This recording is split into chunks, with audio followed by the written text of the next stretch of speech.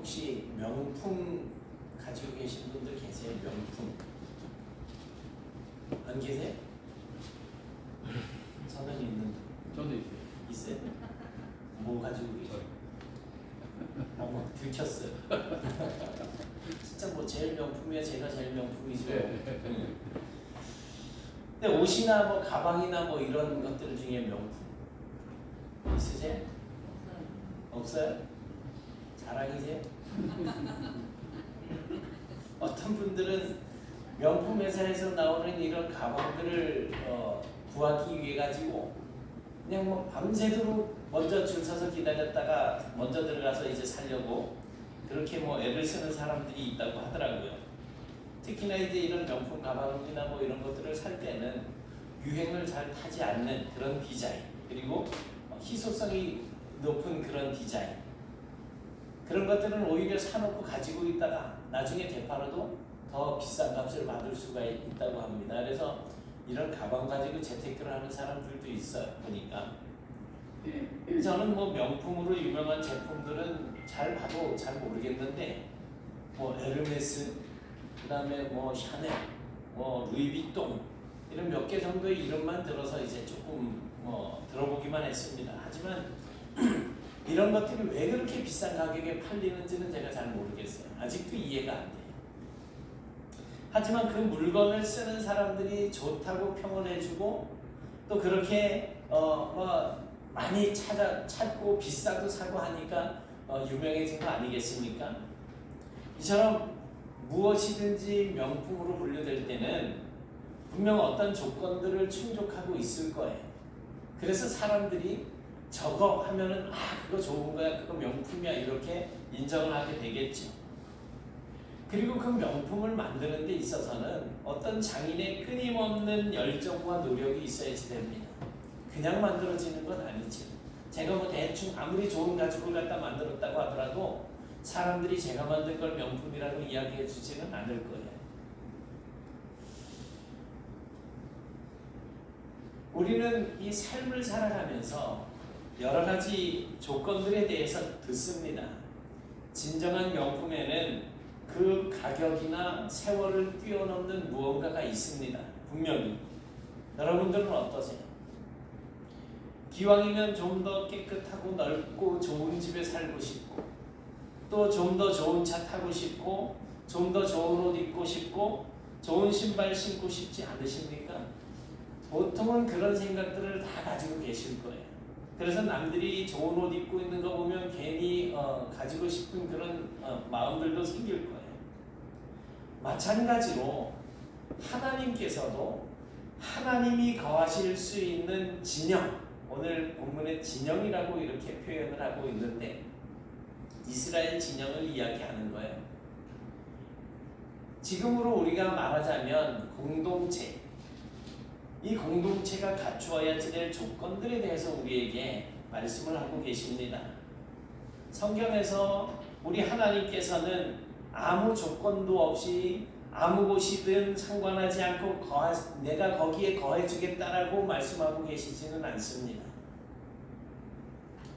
만약 우리가 하나님을 그렇게 이해하고 있다면 그건 굉장히 큰 착각이고 잘못입니다.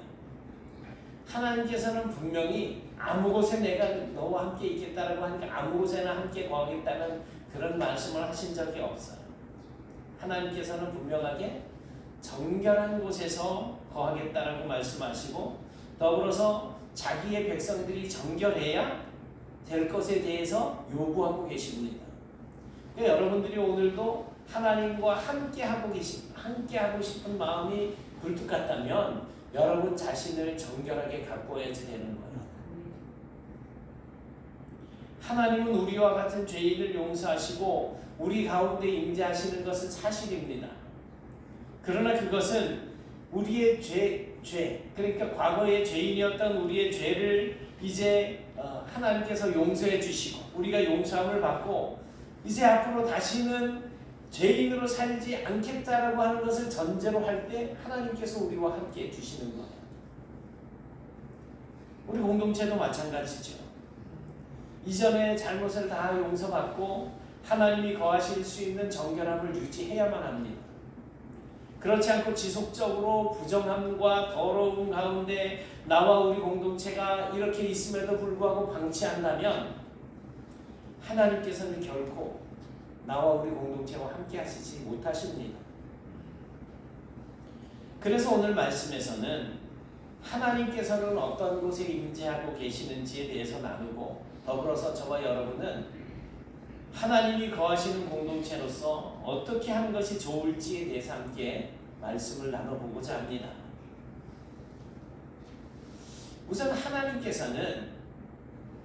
하나님 당신께서 거하시는 진영이 정결하고 깨끗하기를 원하셨습니다. 그게 조건이에요. 첫 번째 조건. 그래서 나병 환자, 유출증이 있는 그런 환자들은, 그리고 주검으로 부정해진 자들, 즉 실체와 접촉을 한 그러한 사람들은 모두 다 진영 밖으로 내보내라고 명령을 하시는 거예요. 왜냐하면 부정한 자와 접촉하면 같이 부정해지기 때문에.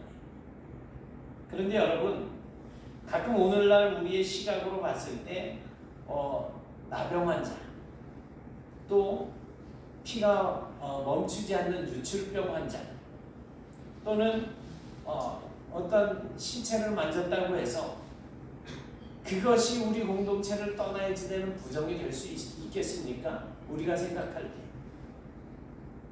어머니가 돌아가셨어, 아니면 나의 아주 친한 친구가 세상을 떴어. 그 친구 얼굴 만져줄 수 있잖아요. 그런데 부정해진다는 거예요. 그래서 공동체에서 떠나가야지 된다는 거예요.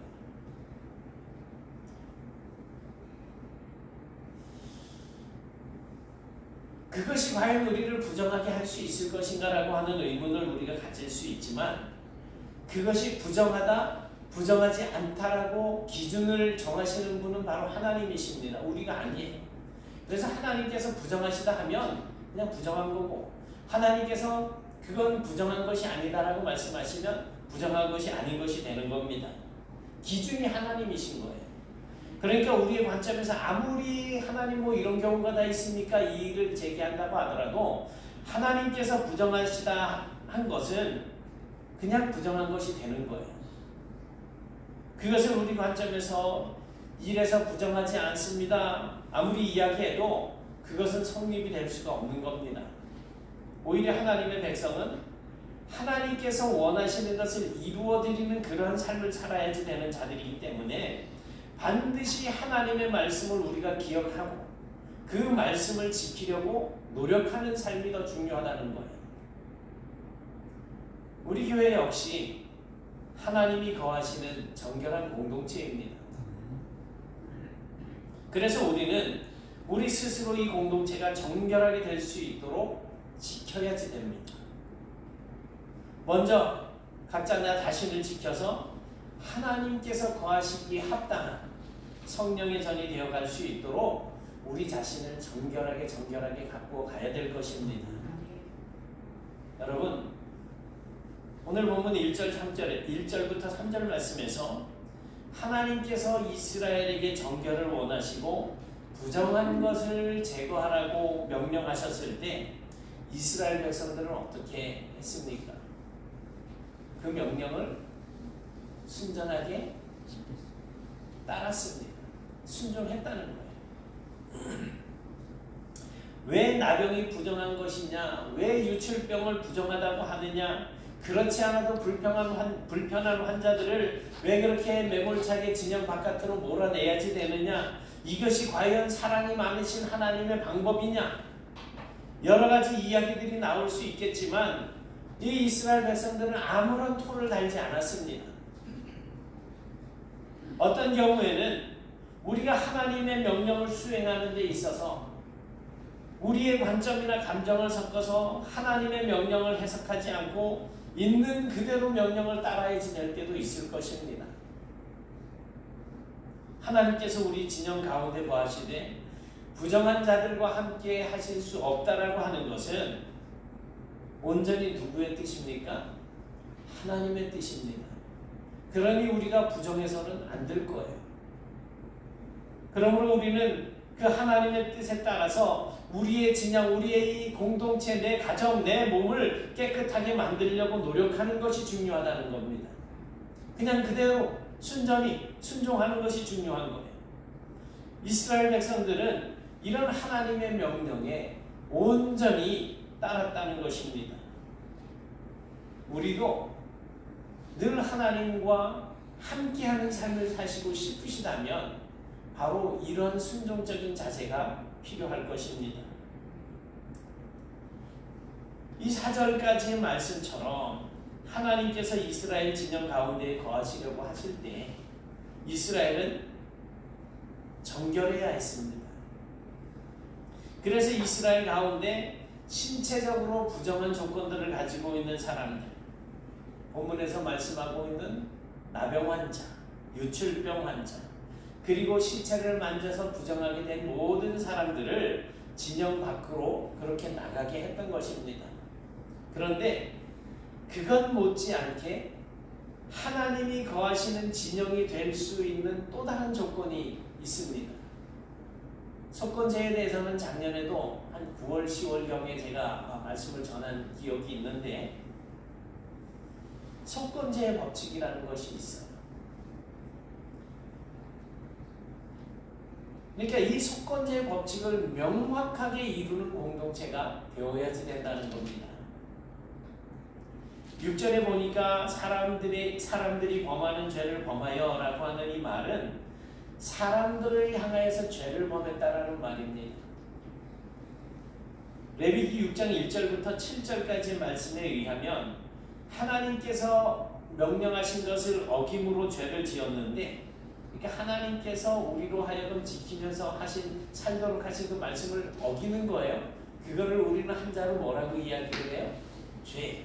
그런데 하나님과의 관계에서 짓는 죄가 있고 이웃 관계에서 짓는 죄가 있어요. 특히 사람들에게 원망받을 일이나 손해를 끼치는 일을 행했을 때는 바로 이 속건제의 법칙을 통해서 손해를 입은 그 사람에게 손해의 5분의 1, 몇 프로예요? 5분의 1, 20%. 20%를 더해가지고 배상을 해야지 됩니다. 그게 이 속건제의 법칙이에요. 그리고 하나님을 향해서는 흠없는 순양 한 마리를 가지고 와서 제물로 드리고 용서를 받아야지 됩니다. 그러니까 하나님께 제물로 드리기 전에 먼저 해야 될 게 뭐예요? 이웃과 내가 용서를 구해서 용서를 받고 그리고 하나님 앞에 와서 제물을 드려야지 된다는 거잖아요. 내가 죄 지은 사람에게, 내가 잘못한 사람에게 용서를 받지 못하면 우리가 우리에게 죄 지은 자를 사해 준 것 같이, 용서해 준 것 같이 우리의 죄를 용서해달라고 기도하는 그 내용이 바로 그거잖아요. 누군가에게 내가 용서를 받지 못하고 하나님 나를 용서해 주셨으니 감사합니다. 이거는 안 맞는 거예요. 왜? 저 사람은 나를 여전히 용서하지 못하는데 하나님이 나를 용서해 줬다고 가가지고 또 뻔뻔스럽게 사는 것은 믿음을 가지고 사는 사람이 아닌 겁니다. 오늘 본문 민수기 5장 7절을 레위기 6장 1절부터 7절까지의 말씀과 비교해보면 그 속건제의 법칙을 실행할 때 유독 강조하는 부분이 있어요. 7절에 보니까 뭐라고 이야기하고 있습니까? 그 지은 죄를 자복하라는 거예요.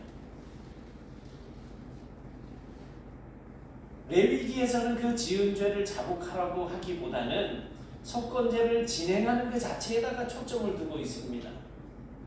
그런데 오늘 본문에서는 사람에게 죄를 지었을 때는 당연히 손해배상을 해 주어야지 되지만 반드시 그 지은 죄를 고백하고 용서를 구해야지 된다는 점에서 이제 강조점이 좀 차이가 있는 거예요. 요즘 많은 사람들이 사고를 당하고 특히 이제 한블리 같은 이런 프로그램을 보면 사고를 당했어요. 사람이 막 죽거나 아주 크게 다쳐서 정말 불구의 그런 몸이 되어 있는 이런 상황인데 사고를 낸 사람이 와가 제일 괘씸하게 생각하는 게 그거잖아요. 여태까지 사고 한마디 못 받았다라는 거예요.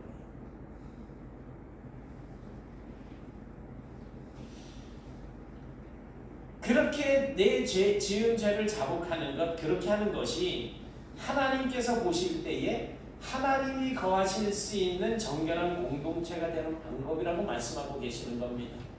혹시 내 곁에 있는 누군가에게 내가 실수하고 잘못하고 그 사람에게 상처를 준 적이 있다면 그거 그냥 시간 지났으니까 뭐 하고 이렇게 덮어갈 것이 아니고요. 생각날 때 성령께서 주시는 생각이다 생각하시고 용서를 구하세요. 그게 속건제의 법칙인 겁니다. 그게 하나님께서 이 공동체에 거하실 수 있는 정결한 공동체가 되는 방법이고 조건이라는 거예요. 여러분은 누군가에게 상처를 주거나 또는 하나님의 백성으로서 하나님의 명령에 맞지 않는 일을 행했을 때 그 사람에게 잘못을 고백하고 용서를 구해보신 적이 있으십니까? 진심으로.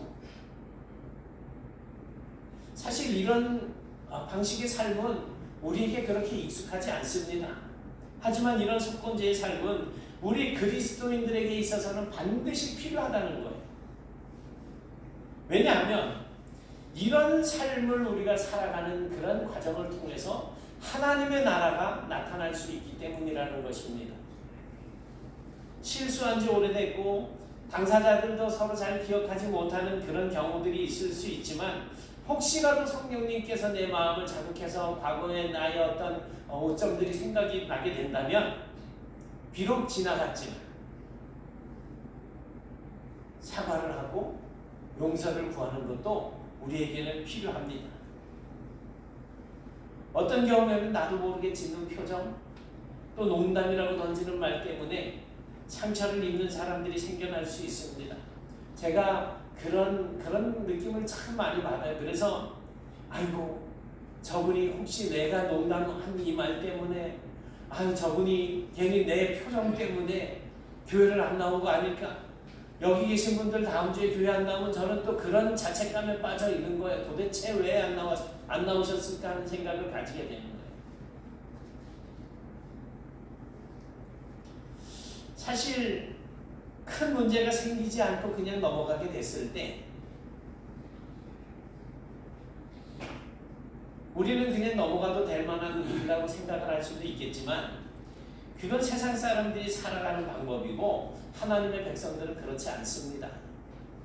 왜냐하면 하나님께서 이미 다른 사람들에게 원망받을 일이나 죄를 범했다고 한다면 반드시 자복하고 자기의 지은 죄를 고백하고 그 문제를 해결하라고 지금 말씀하고 계시기 때문에 그렇습니다. 그리고 그것이 하나님이 거하시는 정결한 공동체의 조건이라고 우리에게 말씀하고 계시는 겁니다.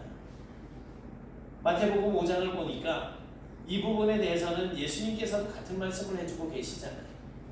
누군가에게 형제들에게 원망을 받을 만한 일을 내가 가지고 있는데 하나님 앞에 와서 제물을 드리려고 하다가 그 일이 생각나면 제단 앞에 그 제물을 놓고 가서 먼저 화해하고 용서를 구하고 용서받고 와서 제물을 드리라는 거예요.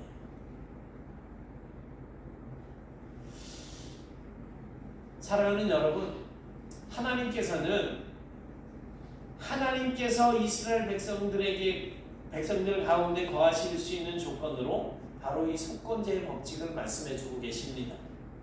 오늘날 저와 여러분이 함께하는 이 네토교회 안에도 하나님께서 임재하실 수 있는 정결한 공동체가 되기를 원하신다면 저와 여러분 모두 우리 주변에 믿는 자들이나 믿지 않는 자들을 향해서 내가 실수하고 원망 들을 만한 일을 한 적이 있다고 한다면 하나님께서 말씀하신 대로 나의 죄를 고백하고 용서를 구하고 다시는 그 실수를 범하지 않도록 조심하면서 세상을 살아가는 것이 필요합니다.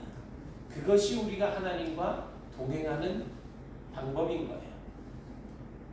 그런데 이렇게 주변 사람들에게 용서를 구하려고 했지만 이미 용서를 구할 만한 그 대상이 죽었다든지 그래서 그 문제가 해결이 되지 않을 것 같은 그런 때는 어떻게 해야지 될까요? 8절에 보니까 그렇게 말씀하시네요.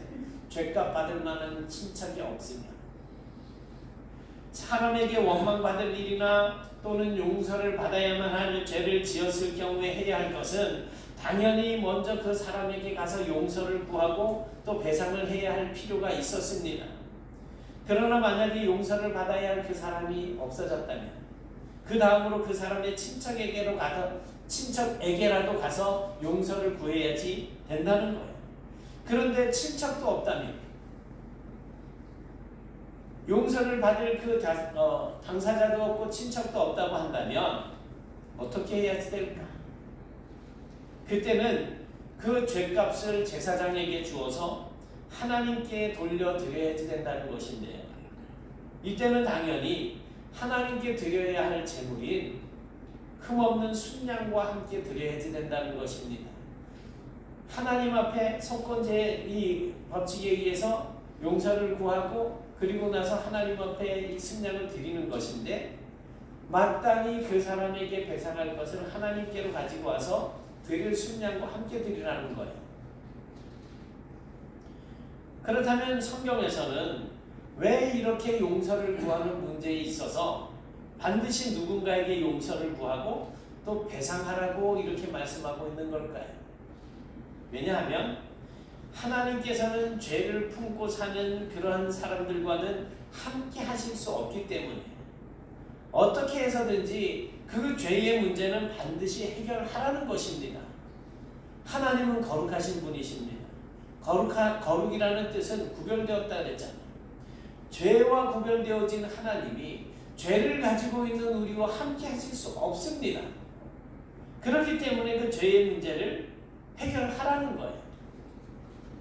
우리는 가끔 우리의 죄의 문제가 생겼을 때에 그냥 어물쩡하게 넘어가려는 그러한 경향이 있습니다.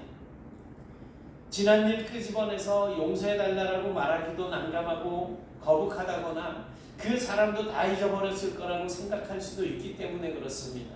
하지만 우리 다 뒤끝 있잖아요. 그러다 보니 내가 피해를 준 입장이 아니고 내가 피해를 당한 입장이라고 한다면 그 상황이 과연 쉽게 잊혀지던가요?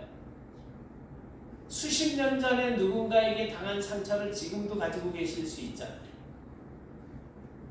여러분은 쿨해서 그러실 수 있을지 모르지만 우리한테 피해를 당했던 그 사람은 아마 몇십 년이 지난 일이라고 하더라도 쉽게 잊지 못하고 있을 겁니다. 그런데 다른 사람들이 나에게 준 상처는 잊지 못하면서 우리는 저 사람은 잊었을 거야 라고 생각하고 그냥 대수롭지 않게 넘어가는 경우가 있잖아요. 결국 뭡니까?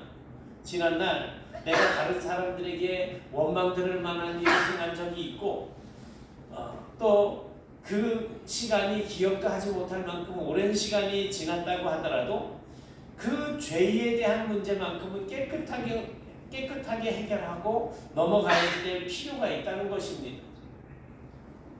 그래서 그렇게 저와 여러분은 하나님이 거하실 수 있는 정결한 존재들 그리고 정결한 공동체가 되어가고 올해 2025년에는 하나님께서 함께 하심으로 은혜와 복을 받아 누리는 그런 새로운 한 해가 되시길 축원합니다. 하나님의 복을 누리기 위해서는 하나님과 함께 있어야 되는 거예요.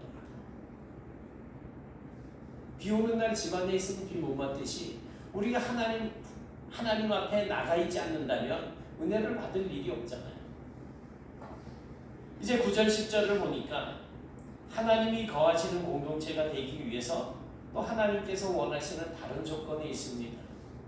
그것은 제사장의 음식은 당연히 제사장의 것이 되어야지 된다는 것입니다. 이것은 단순히 누구의 몫인지 분명히 하라고 하는 그런 의미가 아닙니다. 오히려 이것은 하나님의 의도와 하나님의 계획이 올바르게 실현되는 공동체가 되어야지 된다는 것입니다. 왜냐하면 원래 제사장들은 그의 전 인생이 하나님께 헌신되어진 자들이어서 오직 하나님을 위해서 일을 할 뿐 자기가 먹고 살아야 할 것, 즉 자기 어떤 생존을 위해서 일을 하지는 않는 사람들입니다. 그러니까 성전에서만 봉사하고 하나님을 섬기는 그런 일을 하는 사람들이죠. 그렇다면 제사장들은 어떻게 생존할 수가 있겠습니까? 그들은 온전히 헌신하는 대상이신 하나님께서 먹여주시고 생존할 수 있도록 해주셔야만 가능한 거죠.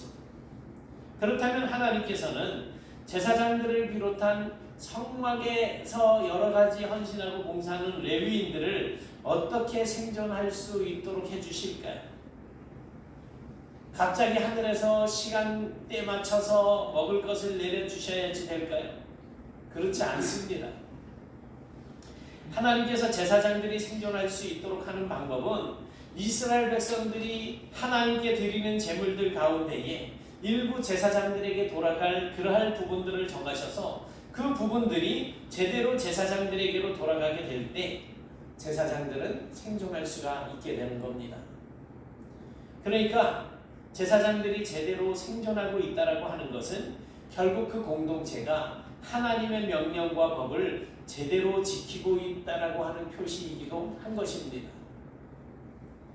성경에 보면 이스라엘이 부패하고 해서 하나님 앞에 제대로 드려야 할 것을 드리지 못하고 자기의 배만 채우고 있던 그런 시절, 말라기서 같은 경우는 너희가 나의 것을 도적질했다라고 이야기하면서 내 창고에 먹을 것이 있도록 쌓아놔보라고 말씀을 하십니다. 내가 너희에게 복을 주나 주지 않나 시험해보라고까지 말씀을 하십니다. 그런데 그때 당시에 왜 그런 말씀들이 나왔을까요? 백성들이 하나님께 드려야 할 것, 그래서 제사장들과 레위인들이 생존하는 데 필요한 것들이 부족해지니까 제사장들이 나가서 일을 하는 거예요. 그러다 보니 성전의 일을 소홀히 여기게 되는 거죠.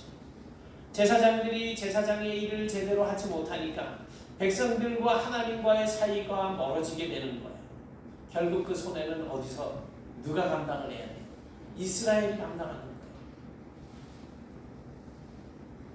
여러분, 이스라엘이 하나님의 백성으로서 하나님께서 거하시는 정결한 진영, 정결한 공동체가 된다는 것은 결국 하나님의 명령을 제대로 수행할 때 가능할 수 있다는 것입니다. 그리고 이러한 원칙은 오늘날 저와 여러분 그리고 우리 네트교회에도 적용되는 법칙입니다. 하나님을 경외하지 않고 하나님을 존중히 여기지 않으면서 하나님의 명령과 말씀을 무시하는 교회는 하나님이 거하시지 않으십니다. 그래서 저와 여러분은 우리 교회와 우리 각자의 마음속에 하나님의 임재를 위해서 심각하게 우리 자신들과 우리 공동체의 현실을 생각을 해보아야 합니다. 고민해야지 돼요. 과연 이때까지 나는 하나님과 동행하는 삶을 살아왔는가? 과연 우리 네트교회는 하나님이 역사하고 계시는가? 만약에 그렇지 않다라고 생각하면 그 문제가 어디 있을까요? 우리 자신에게 있는 거예요. 우리가 정결하지 못했던 거죠. 우리가 죄를 지어놓고서도 용서를, 그 죄의 문제를 해결하려고 한 번도 노력해 본 적이 없었기 때문에 그런 거예요. 왜 성도들이 교회를 떠나고 왜 성도들이 이 교회를 이렇게 잘 찾아오지 않을까?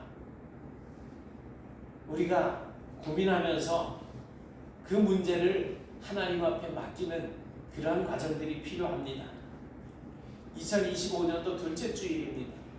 올 한 해 동안 하나님께서 기쁨으로 우리 가운데 거하실 수 있는 정결한 하나님의 공동체가 될 수 있도록 우리가 함께 힘쓰고 애쓰고 노력하는 그런 여러분과 우리 네트교회가 되실 수 있기를 주님의 이름으로 축원합니다.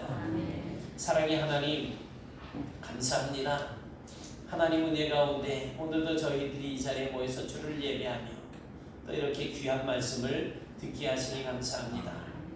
이제 우리가 주님 앞에서 정결한 그러한 모습을 가지고 하나님의 말씀에 온전히 순종하는 삶을 살며 행여라도 누군가에게 상처를 주고 범죄한 일이 있다면 이제 하나님의 말씀을 좇아서 나의 죄를 자복하고 용서를 구하고 그리고 하나님께 용서를 다시금 구할 수 있는 그런 믿음의 삶을 살아갈 수 있도록 도와주셔서 이제는 저희들이 정결한 삶을 사는 가운데에 주님께서 우리 공동체 안에 함께 거하시는 복을 누리며 살아갈 수 있도록 역사하여 주시옵소서. 우리의 부족한 생각, 우리의 이때까지 잘못되어져 왔던 모든 삶의 방식들을 고쳐주시고 이제 새해를 맞이해서 새롭게 출발하는 이 마당에 하나님 은혜 가운데 정말 올해는 좀 더 이전보다 생활 방식이 달라지고 믿음의 삶이 달라지고 하나님을 기쁘시게 하는 일에 누구보다 앞장서 나가며 주님을 예배하고 주님을 찬양하고 주님의 영광을 드러내는 일에 정말 크게 쓰임받는 저희들이 될 수 있도록 인도하여 주시옵소서. 이 시간 위에 우리의 모든 삶을 통하여서 오직 하나님의 영광이 드러날 수 있기를 소원하옵고 예수님 이름으로 기도드리옵나이다. 아멘.